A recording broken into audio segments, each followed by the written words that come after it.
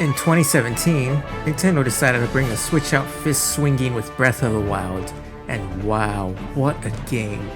It's as close to a masterpiece as you can get. Everything from its gameplay, its visuals, music, and mechanics, everything is really good. I talked about this all the way back in my very first video 3 years ago, but that was mostly on what I think could be better in Tears of the Kingdom, but at the same time, I kinda complained quite a bit about it because 20-year-old me was an idiot. Yeah, that was 2019 me. For 2023 me, it's a really good game, and after releasing that video, I gave Breath of the Wild another shot, and I actually had a really good time with it. I was probably just burnt out.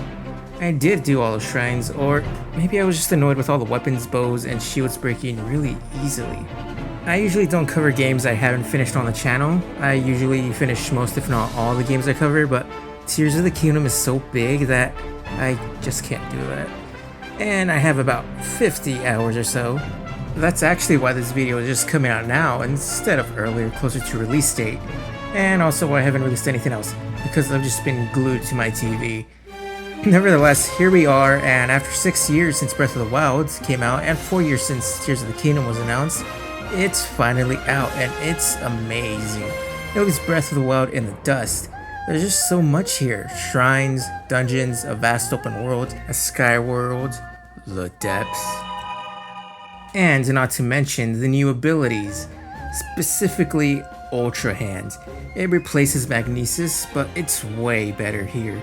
You can craft things like a tank, a car, a raft, a plane, and so many more by attaching things together, and it makes traversing the open world really fun. And then there's Ascension, making climbing way easier by being able to face through ceilings. And then there's Recall, which reverses the movement of an object like these rocks that fall from the sky. Use Recall on them, and then you'll be able to get to one of the many islands in the sky. Never mind. They're kind of better than the Sheikah abilities. And the open world is more or less the same that it was in Breath of the Wild, with a few changes and stuff being moved around. I haven't done too much of the story though, because I've just been exploring. After leaving the tutorial and landing in Hyrule Field, I went straight to Hateno Village, and it's changed quite a bit. There's mushrooms everywhere now, and everyone's wearing Mushroom's hat because Cece, the sister of the owner of the clothes store, is here now, and she has a whole side quest, which is kind of fun. But the actual reason I came here to see what was up with Link's house, it's different. There's actually stuff here now. The weapons you could store here before are gone. But at least the champion's picture from the Master Sword Trials are still here. It actually looks like a house. Because apparently this is Zelda's house now. Because there's not one, but 2 diaries here. And some NPCs make a passing mention that she also lives here. But Link could still sleep here. So that means Zelda moved in and became the man of the house. Now, the logical conclusion would be that Link and Zelda live together, but some of the guards at Hyrule Castle say that Link lives in the castle and not in Hateno Village, and there's only one bed here, which could only mean that Link and Zelda got divorced, and she took the house. So in retaliation, Link takes not just one, but both of her horses. That is the true Tears of the Kingdom. Look at him, he's a mess. Back to the open world. It's been expanded on because the caves return. They're scattered all over Hyrule, and they could arrange from pretty simple, going in one way and out the other, or they could have multiple paths with shortcuts and secrets in them with multiple levels. And then there's wells. They make a return, but instead of hiding a torture chamber, it's an actual well. They're pretty similar to caves, but they don't really have any enemies in them. And then there's the depths. The depths can be pretty scary, especially when going down there for the very first time. Seeing it go from light to dark red to it being pitch black. You're basically diving into the void. And who knows what's waiting for you down there. Not to mention the pools of malice that are everywhere, except it's called Gloom now. If you step on it, you'll take damage, and if you lose a heart, you lose that heart. So you can't fully heal until you return back to the surface. And what's worse is what comes out of the gloom. Gloom Hands. You thought the Guardians were bad? The Gloom Hands are worse. Unlike the Guardians, you can't deflect their attacks or run away because they move way faster than you, and when they grab you, they drain your hearts, and they have a lot of health. These things are actually pretty terrifying, because in the depths, you'll never see them coming. Not even the surface is safe. You can hide from them, but most of the time, by the time you see them, it's already too late. While in the depths though, you can light the area with light roots. The only thing is, some are way more effective than others, but for the most part, you'll be stuck wandering in the dark until you find a good amount of them. And also the enemies here do gloom damage too, so it's like Elden Ring with its underground world, except it's scary here. Then there's the sky world. They're scattered across the sky, and the tutorial section takes place up here. And also, not so fun fact, it took me around 3 to 4 hours to complete the tutorial section because I got stuck in the snow area because I went to that shrine first. So I went the wrong way, crossed the river, and got stuck. And I couldn't climb because the wall was slippery, and I couldn't swim across because it was cold. This was before I knew you could make a raft, so I considered restarting, but I made a log path and escaped that way. Other than that, the only time that I've ever gone back up here is on my own through the Sheikah Towers. The Sheikah Towers, they make a return, but they're different this time around. Instead of having to climb to the top, you get launched up into the sky and get a nice view of everything. Other than that though, I haven't really had to come up here. Then again, I've only done the Rito Village quest and in the process of doing the Fire Temple. The format here is pretty much the same as Breath of the Wilds. You have 4 dungeons, the ones at Rito Village, Zora's Domain, Gerudo Village, and Goron City. Then you have a quest to find memories, and then shrines being present everywhere. The shrines here though seem way easier than in Breath of the Wilds. In Breath of the Wild, they were a bit tricky and I had to look up a video for some of them, but in Tears of the Kingdom, I haven't done that much. And some are so easy, you can beat them in less than a minute. And of course, the reward for completing these is the Light's Blessings, not the Goddess's Blessings like in Breath of the Wild. These are different shrines. Everything from Breath of the Wild, like the towers, shrines, and even the Shrine of Resurrection is gone. You don't even get a passing mention. How long has it actually been in between games? But most of the landmarks are still here.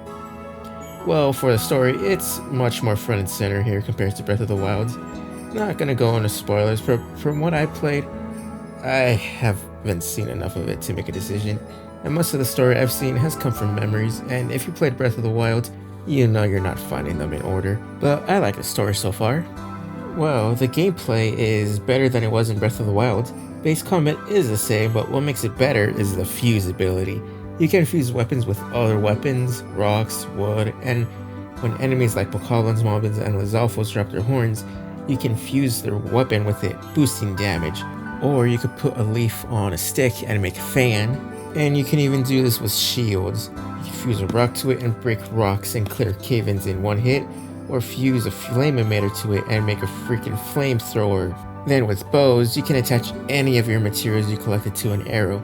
You can make a fire arrow with fire fruit, bomb flowers to make a return, so you can make bomb arrow that way. And then you can even attach Arialphos wings or Keese wings to make your arrows fly farther, or even add a Keese eye to make a homing arrow. It's really good. Weapons still break though. This was my biggest complaint in Breath of the Wild. More specifically that you couldn't repair weapons. It's a bit better here. It seems like they have much better durability. I definitely have a better time managing weapons here than in Breath of the Wilds, but it seems like the trade-off is that whenever you throw a weapon, it'll break on impact regardless of its condition. But apparently, you can extend your weapon's lifespan by fusing it with something. At least that's what an NPC told me. But due to the fact the weapons break, more often than not, I kind of avoid combat because it's kind of not worth it, because your weapon's durability goes down or breaks, and if you fight a group of them, you could go through quite a bit of weapons, especially with the bigger boss type enemies. Speaking of which, there's definitely more enemies here.